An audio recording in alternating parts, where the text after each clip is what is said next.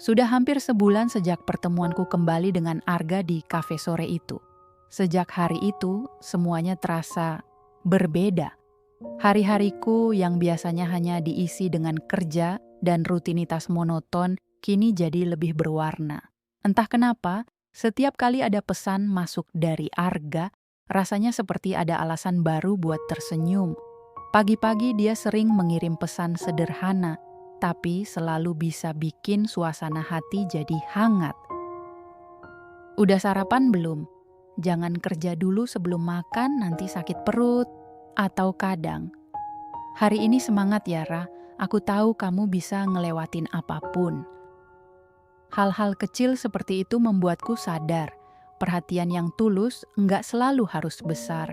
Kadang cukup lewat satu pesan singkat dari orang yang kamu pikirkan setiap malam sebelum tidur. Kami makin sering bertemu, tapi anehnya, aku justru semakin hati-hati. Aku nggak tahu kenapa.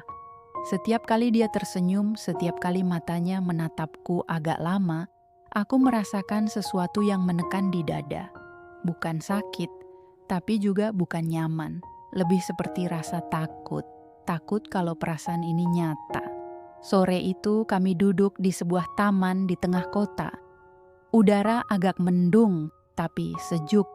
Kami berdua duduk di bangku kayu, ditemani kopi dingin yang mulai mencair.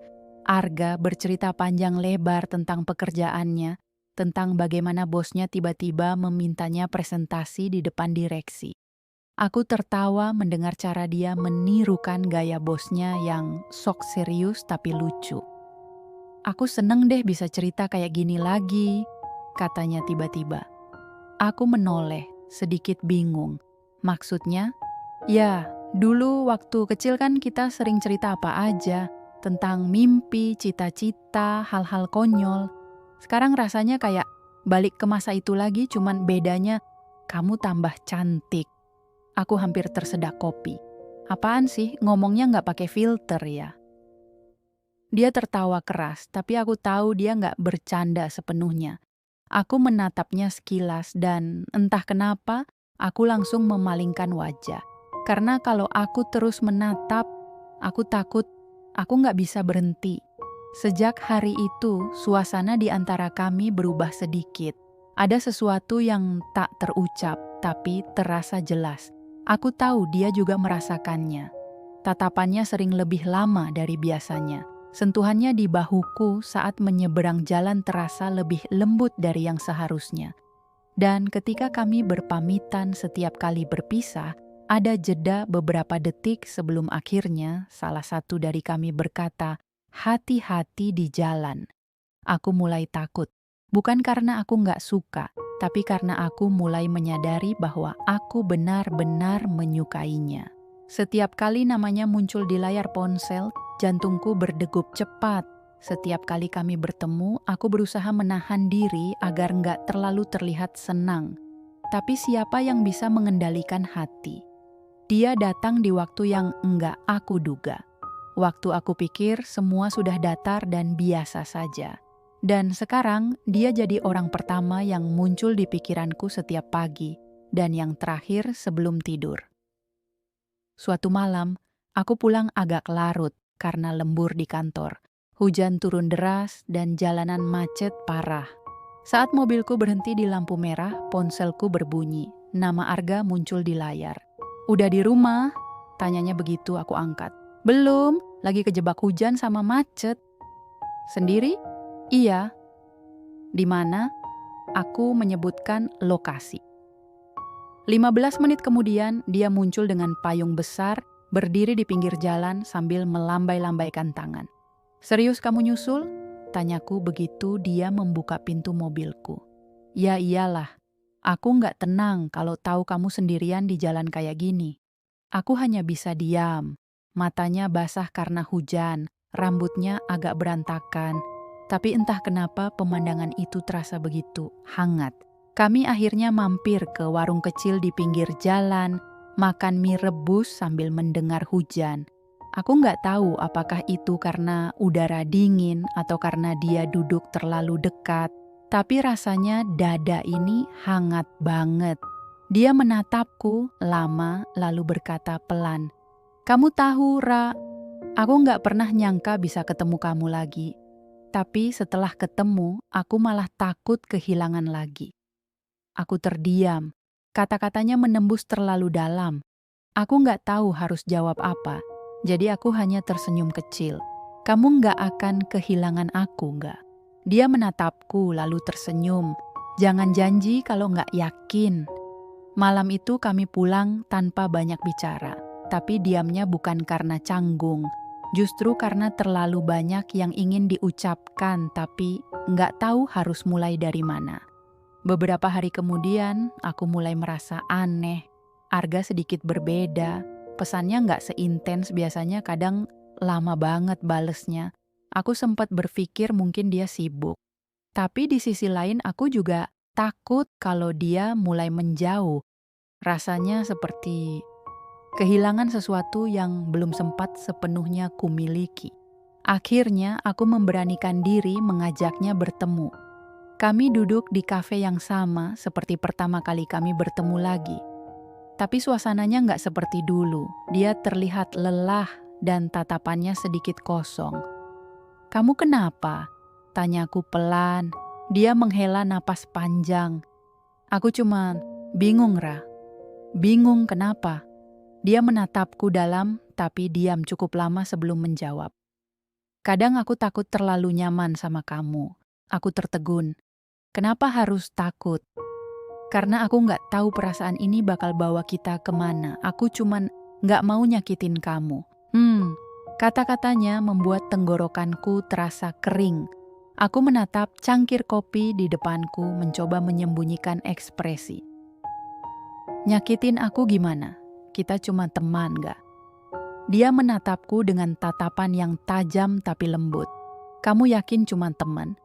Aku nggak bisa jawab. Aku ingin bilang tidak, aku ingin bilang kalau setiap kali dia tersenyum, aku merasa dunia berhenti. Tapi mulutku terkunci. Kadang cinta memang aneh. Datang diam-diam, tumbuh tanpa izin, tapi bikin takut kalau harus diucapkan. Dia menggenggam tanganku pelan. Sentuhan itu lembut, tapi menyalakan ribuan rasa dalam diriku.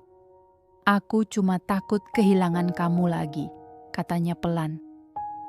"Dulu waktu aku pindah, aku nyesel karena nggak sempat pamit.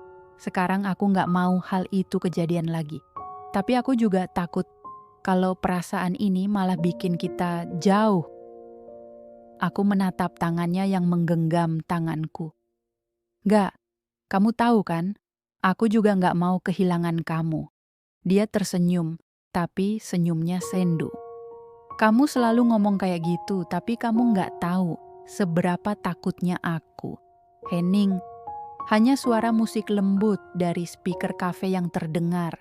Kami berdua tenggelam dalam pikiran masing-masing. Ada banyak hal yang ingin kami katakan, tapi kami berdua memilih diam. Malam itu, setelah dia mengantarkanku pulang, aku masuk kamar dan menangis tanpa tahu kenapa. Mungkin karena aku bahagia, mungkin juga karena aku takut. Bahagia karena seseorang sebaik dia hadir di hidupku. Tapi takut karena aku tahu setiap kebahagiaan pasti punya batas dan aku nggak tahu kapan batas itu akan datang. Hari-hari berikutnya berjalan seperti biasa. Kami tetap bertemu, tetap tertawa, tapi aku bisa merasakan sesuatu berubah. Ada jarak yang tak terlihat di antara kami. Seolah kami sama-sama sadar ada perasaan besar yang tumbuh, tapi kami terlalu takut untuk mengakuinya. Sampai suatu malam, dia tiba-tiba datang ke rumah tanpa kabar. Aku baru selesai mandi ketika mendengar bel depan berbunyi. Ketika ku buka pintu, Arga berdiri di sana, basah karena hujan. "Nggak, kamu kenapa?" Dia hanya diam, menatapku dengan mata yang merah, entah karena hujan atau sesuatu yang lain. "Aku cuman pengen ketemu kamu," katanya akhirnya. Aku mempersilakannya masuk, memberi handuk, dan menyiapkan teh hangat. Dia duduk di sofa, masih diam. Aku duduk di depannya. "Ada apa?" Dia menatapku lama, lalu berkata pelan, "Aku nggak tahu harus mulai dari mana, tapi Aku nggak bisa pura-pura lagi. Aku menelan ludah. Maksud kamu? Aku suka kamu, Ra. Bukan cuma karena nostalgia, bukan cuma karena masa kecil. Aku beneran jatuh cinta sama kamu sekarang. Aku membeku. Dunia seakan berhenti sesaat, semua kata lenyap. Dia melanjutkan, aku tahu ini mungkin tiba-tiba, tapi setiap kali aku lihat kamu, aku cuma pengen jagain kamu. Aku nggak bisa jelasin, tapi aku ngerasa kamu bagian dari hidup aku yang dulu hilang dan sekarang aku nggak mau kehilangan lagi. Air mataku mengalir begitu saja. Aku nggak bisa menahannya. Aku bangun, melangkah mendekat, dan tanpa berpikir panjang, aku memeluknya. Dia membalas pelukanku dengan erat, seolah takut aku akan pergi. Kami diam lama dalam pelukan itu.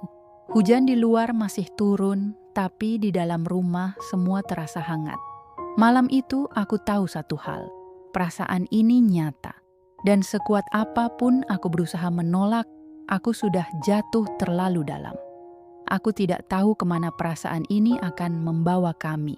Tapi malam itu, di bawah hujan, aku tahu. Ada sesuatu yang besar yang sedang disiapkan oleh takdir. Sesuatu yang belum kami tahu, tapi sudah lama menunggu untuk terungkap.